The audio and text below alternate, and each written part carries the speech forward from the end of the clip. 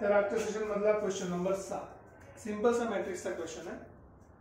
Determinant काढायला सांगितलं आपल्याला की if determinant of sin square upon 1 plus sin square sin square 1 plus cos square sin 4x आणि 1 plus sin x याच्या डिटर्मिनंटची value जर कॅपिटल L असेल तर L मिनिमम दिला आहे स्मॉल m, L ची मॅक्सिमम व्हॅल्यू दिली आहे कॅपिटल M. तर m चा पॉवर 4 मायनस स्मॉल m चा पॉवर 4 किती असेल हा विचार आहे. आता जर आपण लेंथी प्रोसेस निघेल तर काय होणार की खूप साऱ्या गोष्टी सॉल्व करताना डिटर्मिनंट काढायला कॉम्प्लिकेशन होणार, कारण की sin स्क्वेअरनी मल्टिप्लाय करा cos स्क्वेअरनी, त्याला सिम्प्लिफाय करायचं. सिम्प्लिफाय करण्यासाठी काय डिटर्मिनंट आणि मॅट्रिक्सचे प्रॉपर्टीज काय म्हणते की तुम्ही रोज ऍड करा, रोज सबट्रॅक्ट करा, कॉलम ऍड करा, कॉलम सबट्रॅक्ट करा, तरीही डिटर्मिनंटची व्हॅल्यू चेंज होणार नाही. मग अशासाठी काय करायला पाहिजे आपण? सगळ्यात सिंपलची गोष्ट आहे की आपल्याला माहिती आहे sin square plus cos square किती होते 1 होते. तर एक तर आपण दोन कॉलमला ऍड केलं तर sin square plus cos square निघणार, sin square plus cos square, sin square plus cos square. किंवा तुम्ही कॉलमला रोजला सबट्रॅक्ट करत चला तर sin स्क्वेअर कॅन्सल होईल, cos स्क्वेअर कॅन्सल होईल. ते पण तुम्ही करू शकता, ती आपली चॉईस. तर कुठलं प्रिफर करायचं? लेट्स सी, मी तरी कॉलमला ऍड करतो. So let's add C1 plus C2. C1 changes to C1 plus C2. C1 plus C2 करा. डायरेक्ट ऍडिशन करतो, टाइम वेस्ट करत नाही. डिटर्मिनंट C1 प्लस C2 करायचं, 1 ला चेंज करतो मी. So 1 sin square plus cos square 1 झाला, 1 आणि 1 2. इथे पण sin square plus cos square 1 झाला, 1 आणि 1 2 झाला. इथे sin square plus cos square किती झाला 1. That's it. सेकंडला चेंज केलेलं नाही. So 1 plus cos square x आणि cos square x sin 4x again sin 4x आणि 1 प्लस sin 4x. ओके, इथेच थांबायचं का? नाही. आणखी काय करू शकतो आपण? सो सबट्रॅक्शन करायचं का आणखी? ओके, सबट्रॅक्शन करू. कशामधून काय सबट्रॅक्ट करायचं? पहिल्या दोन रो मधून मी रो नंबर 3 सबट्रॅक्ट करतो. ठीक आहे, लेट्स चेक.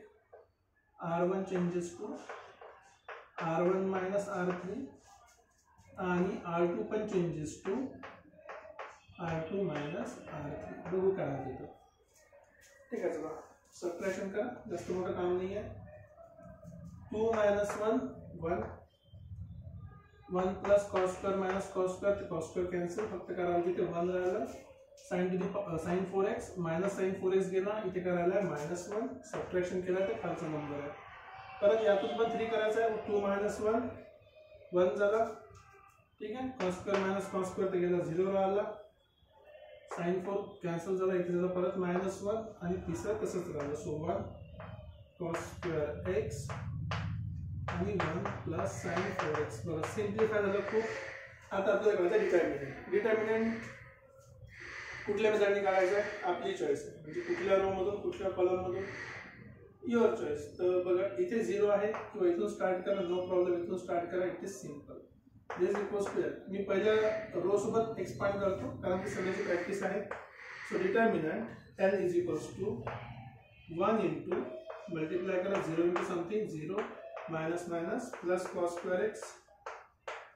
ठीक आहे, मायनस इंटू मायनस प्लस पहिले मायनस आणि मायनस cos स्क्वेअर x. हा 0 लिहिला नाही मी, लिहायचं असेल तर लिहू शकता. Next -1 times column cancel. So 1 plus sin 4x 1 plus sin 4x. ठीक आहे, 1 इंटू आणि minus minus plus 1 right. 1 into 1 minus minus plus 1. Okay, next इथे -1 आहे तर -1 इंटू रो गेला, कॉलम गेला, into cos square x. Simple. हा 0 झाला. That's it. एवढंच काम आहे. आता बघा काय झालं तर 1 इंटू cos स्क्वेअर हा झाला cos स्क्वेअर x, मायनसने मल्टिप्लाय करा 1 आणि 1 झाला 2. So -2 minus sin 4x minus cos square x. Simple. L equals to plus cos square minus cos square cancel. आपल्याला L ची व्हॅल्यू किती मिळाली बघा -2 मायनस साइन 4x. आता याची आपल्याला मॅक्सिमम मिनिमम व्हॅल्यू काढायची आहे. एकदम सिंपल आहे. फंक्शन आहे निगेटिव्ह. जो ज्या टाइमला साइन मॅक्सिमम राहणार त्या होल फंक्शन मिनिमम राहणार. जेव्हा साइन मिनिमम राहणार त्या होल फंक्शन काय राहणार मॅक्सिमम. कारण की मायनस आहे उलट काम करणार. सो एल मिनिममची व्हॅल्यू काढायची असताना साइनची व्हॅल्यू काय झाली पाहिजे मॅक्सिमम. साइनची मॅक्सिमम व्हॅल्यू किती असते +1. जेव्हा हे +1 होईल तेव्हा -2 मायनस आणि या +1 ची व्हॅल्यू 1 ठेवू द्या. ठीक आहे असं की ब्रॅकेटमध्ये मॅक्सिमम व्हॅल्यू किती होणार आहे +1. सो बेसिकली या झाला -3 आणि मिनिममची व्हॅल्यू काय होती m = -3 मिळाला. नाईस. एल मॅक्सिमम करताना काय होणार याची व्हॅल्यू काय असली पाहिजे मिनिमम असली पाहिजे. याची मिनिमम व्हॅल्यू किती आहे -1 = -2 minus -1. So -2 +1 so -1. L max आणि एल मॅक्स कशाची व्हॅल्यू होती कॅपिटल एम ची. कॅपिटल एम पण आपल्याला मिळालं.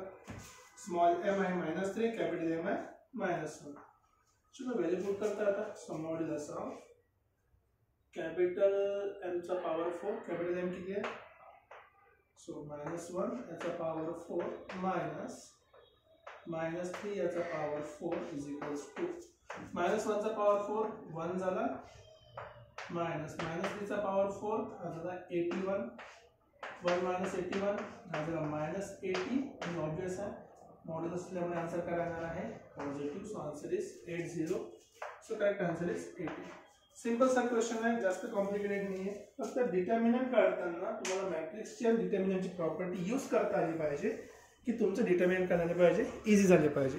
याला मी आणखी फास्टमध्ये सॉल्व्ह करू शकलो असतो पण जस्ट थोडे डिटेलमध्ये एक्सप्लेन करण्यासाठी मी एक्सपांड केलेलं आहे पूर्ण. ओके तर समजलं असेल क्वेश्चन अशी मी आशा करतो. परत भेटूया नेक्स्ट क्वेश्चनमध्ये.